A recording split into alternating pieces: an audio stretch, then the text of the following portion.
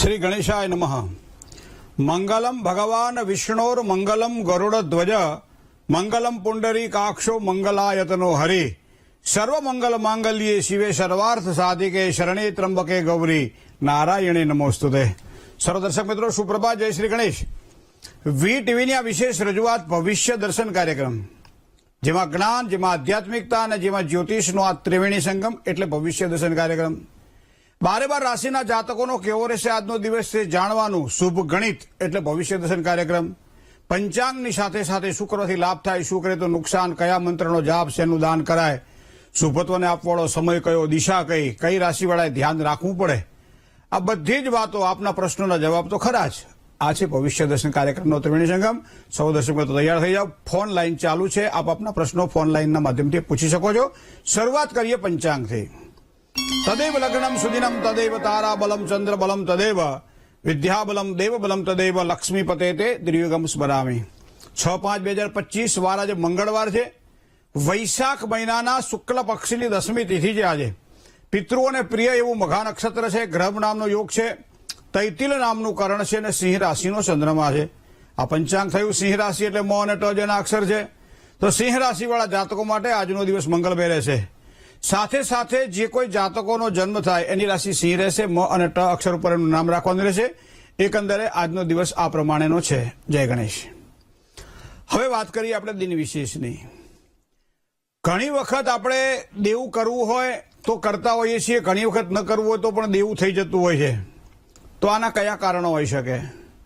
ઘણી વખત માણસની જરૂરિયાત હોય તો એ પોતે કંઈક કરજ કરે, એ વસ્તુ અલગ છે, પણ ઘણી વખત ઓછી જરૂરિયાતે થોડું વધારે કરજ લઈને પછી એમ થાય છે કે ધીમે ધીમે ચૂકવી દઈશું, અને એવા સમયે કરજના ભારના નીચે જ્યારે આવી જતો હોય ત્યારે એ દબાયેલો જીવ જે છે એ જે દુઃખ અનુભવતો હોય છે, તો એના કારણો કયા હોઈ શકે? કોઈ પણ વસ્તુ ઘણી વાર આપણે કહીએ ભાઈ આને તો કોઈ ઉધાર આપે ને તો હાથીએ બાંધી દે, પણ પછી ખવડાવવાનું શું કે એ ખબર નથી। ઘણી વખત આપણી જરૂરિયાત કરતા વધારે પડતી જ્યારે આપણી એક આકાંક્ષા, મહત્વાકાંક્ષાઓ હોય, અને મહત્વાકાંક્ષાઓની પૂર્તિ માટે જ્યારે આપણે બેંક દ્વારા લોન લેતા હોઈએ જેને કરજ કહી શકાય છે, કોઈની પાસેથી હાથ ઉછી ન લઈ શકતા હોય એને કરજ કહી શકાય છે, પોતાની મૂડી જે પડેલી છે એને કોઈ જગ્યાએ રોકીએ અને પછી એ મૂડી આપણી હલવાઈ જાય ને પછી એને કાઢવા માટે બીજી જગ્યાએથી લેતા હોય ત્યારે કરજ કરતા હોય છે। ક્યારેક ક્યારેક વર્તમાન સમયની જો વાત કરવામાં આવે તો શેર બજાર અથવા તો આવા કોઈ પ્રકારના કામકાજની અંદર કરજ થતા હોય છે। તો આવા સમયે સરળતાથી પ્રશ્નના જવાબો અમુક નથી મળતા, અમુક પ્રશ્નના જવાબ ઉકેલવા પડે છે, અમુક ગૂંચો જેને કહેવાય ને ઉકેલવી પડે।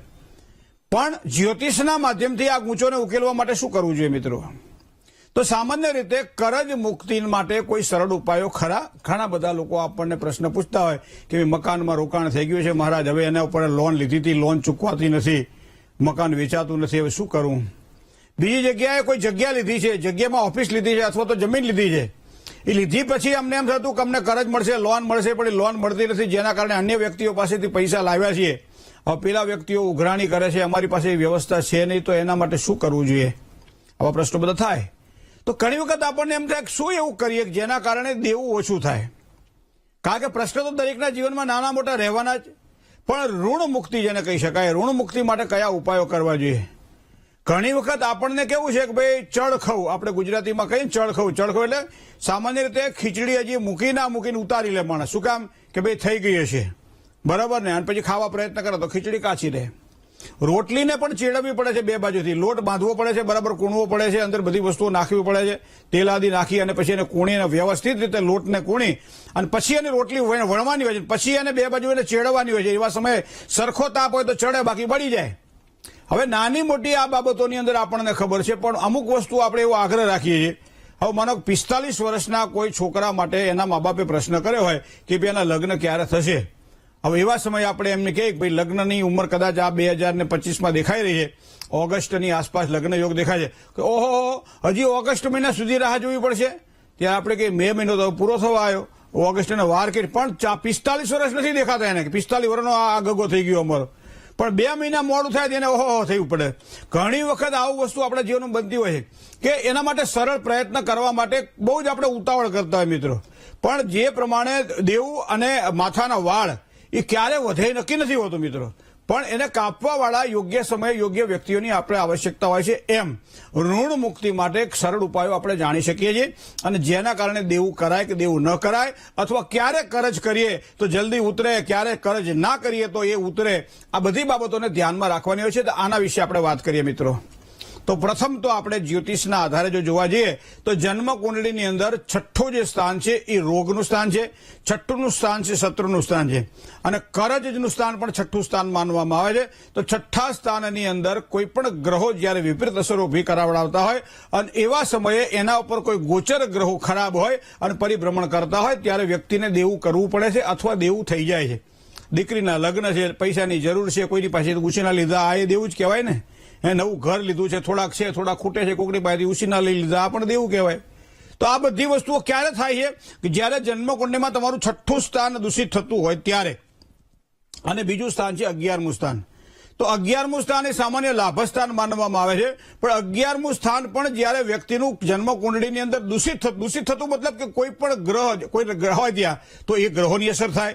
એની અંદર જે રાશિ પડી હોય તો રાશિનો સ્વામી કુંડળીમાં કયા સ્થાનમાં છે એના ઉપર એની અસર થાય, અને એના કારણે દશા અને મહાદશા, પ્રત્યંત્ર દશાની વાત કરીએ તો એવા સમયે આપણે જોઈ શકીએ છીએ કે આ સમયે દેવું કરાય ને આ સમયે દેવું ના કરાય, અને છતાંય દેવું થઈ જાય તો એવું એક સ્થાન છે એ એકાદશ સ્થાન એટલે 11મું સ્થાન છે.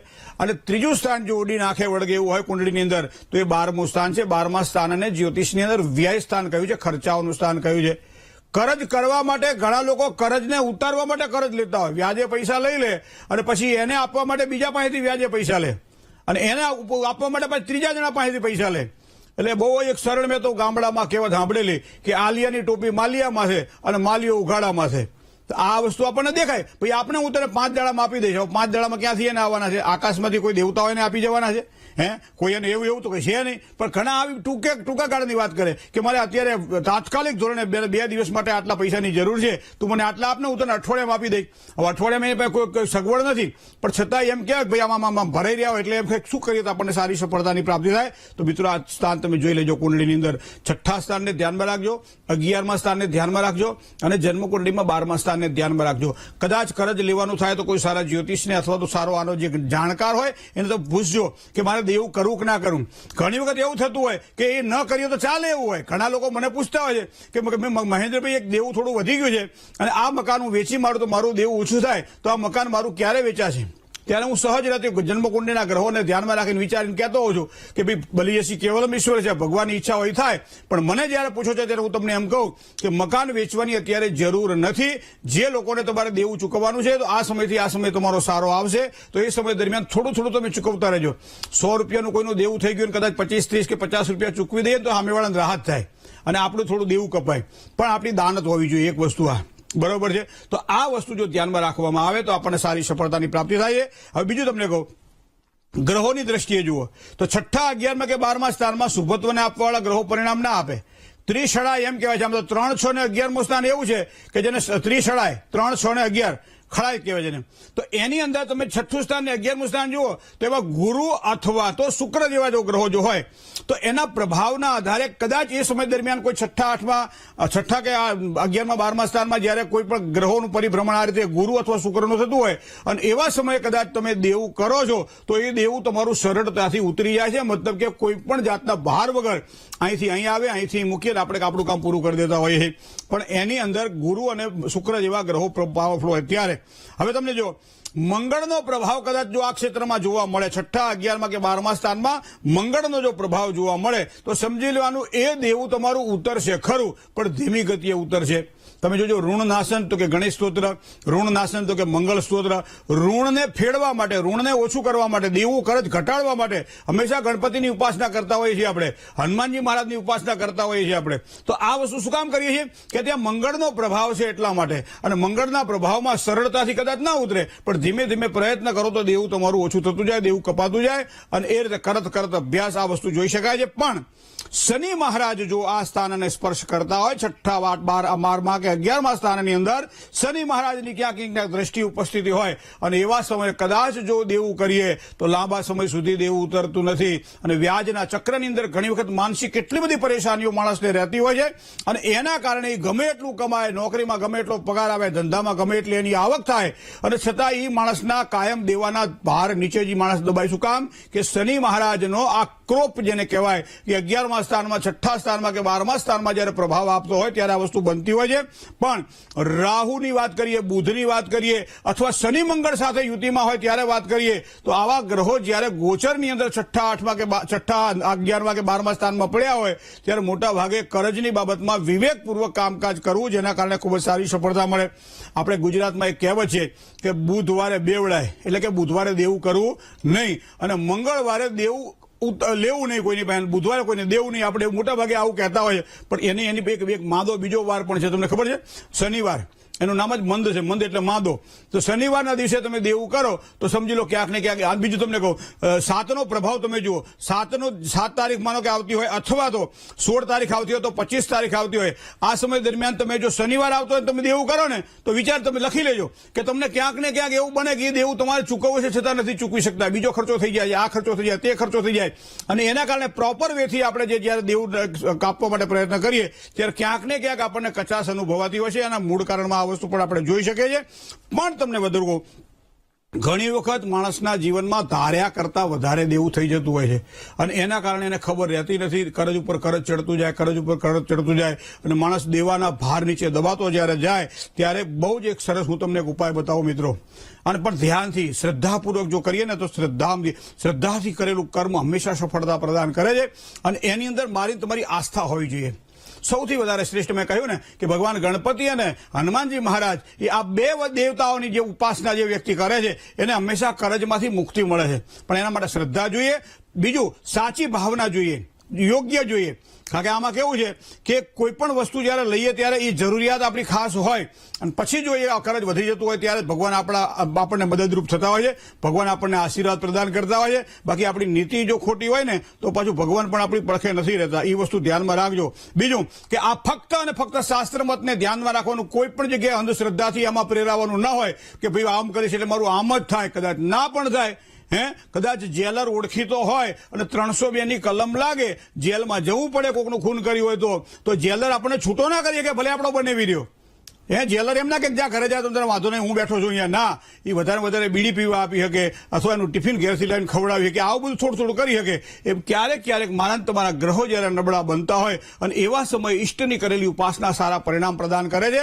અને કલૌ ચંડી વિનાયકો એમ કહે છે, કળિયુગની અંદર ચંડી એટલે ભગવતી જગદંબા જે આપણા કુળદેવી સ્વરૂપે છે અને ભગવાન વિનાયક કહેતા ભગવાન ગણપતિ જે વિશેષ નાયક છે આપણા માટે. આ બેની પૂજા કરવાથી સારી સફળતા મળે. ચમેલીનું તેલ હોય, 9 મુખનો દીવો, 1, 2, 3, 4 નહીં, 9 મુખનો દીવો અને હનુમાનજીની પ્રત્યક્ષ જો ચમેલીના તેલથી જો દીવો કરી અને હનુમાનજી મહારાજને કોઈ ગળો નિવેદ પ્રસાદમાં ધરાવવામાં આવે અને એક બહુ સરસ મંત્ર છે હનુમાનજી મહારાજનો, ઓમ હમ હનુમંતે નમઃ રુદ્રાત્મ કાય હુમ ફટ. ઓમ હમ હનુમંતે નમઃ રુદ્રાત્મ કાય હુમ ફટ. આ મંત્રનો જાપ કરવામાં આવે તો આમ સામાન્ય રીતે હનુમાનજી મહારાજની પાસે બેસી, પ્રતિમા પાસે બેસી અથવા જેટલા જાપ વધારે કરીએ તો આપણને સારી સફળતા મળે. અથવા વડના મૂળમાંથી થોડીક લેવામાં આવે અને એની જો પૂજા કરવામાં આવે તો પણ એમ કે સારી સફળતા મળે. વડના પાંદડાની પર એક દીવો કરી અને જો પૂજા કરવામાં આવે તો પણ સારી સફળતા મળે. વડની નીચે બેસી અને હનુમાનજી મહારાજની ઉપાસના કરવામાં આવે તો પણ સારી સફળતા મળે. મિત્રો ઘણી બધી સફળતાના સંકટ મોચન હનુમાન સ્તોત્ર છે, સંકટનાશન ગણેશ સ્તોત્ર છે, આ બધાના પાઠ કરવામાં આવે તો સારી સફળતા મળે. પણ યાદૃશી ભાવના યશ્યમ સિદ્ધિર ભવતિ તાદૃશી. તમારી જેવી ભાવના એવું તમને સારા પરિણામો પ્રાપ્ત થાય. જો કરજ ઉતારવાની તૈયારી હોય, લાગે કે ના દેવું વધી ગયું છે તો આ પ્રમાણે કરેલા ઉપાય હંમેશા આશીર્વાદરૂપ બનતા હોય છે અને એના કારણે સારી સફળતા પણ પ્રદાન કરે છે. જય ગણેશ.